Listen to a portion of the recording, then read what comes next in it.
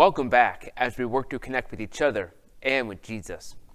Recently, I was praying for a situation that happened in our country in which there really wasn't a perfect outcome, or at least not an outcome that would make people happy.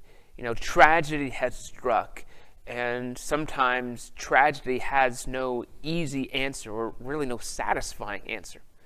So I was praying, but I was kind of at a loss of what to pray for. I didn't know how to pray. Then I was reminded that Jesus answers this question for us. In Matthew chapter 6, as he is delivering what we call the Sermon on the Mount, he answers the question of how do we pray?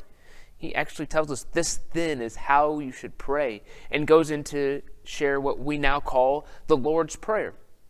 But one thing about the Lord's Prayer is that we can pray it for others. It's generally talking about ourselves, about the first person, about me, but we can pray it for others. We can pray it for our spouse. We can pray it for our kids. We can pray it for our neighbors or our boss or whatever is happening in our world. And part of what this does is it removes our ulterior motives. It removes our objectives, and it's praying to God for this situation in the exact way that Jesus taught us to pray.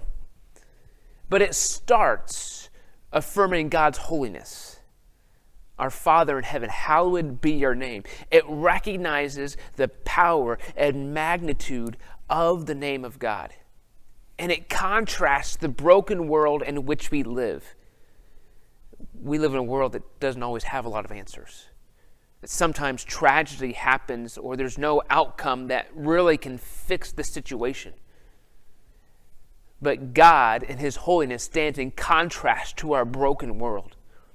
And so when we pray, we can pray the Lord's Prayer starting with the point of God's holiness and how His holiness can transform our brokenness.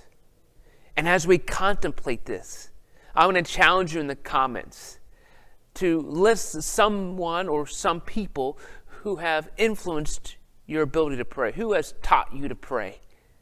Let's list that as we celebrate Jesus' answer to how we can pray for a broken world. Stay connected to each other and to Jesus.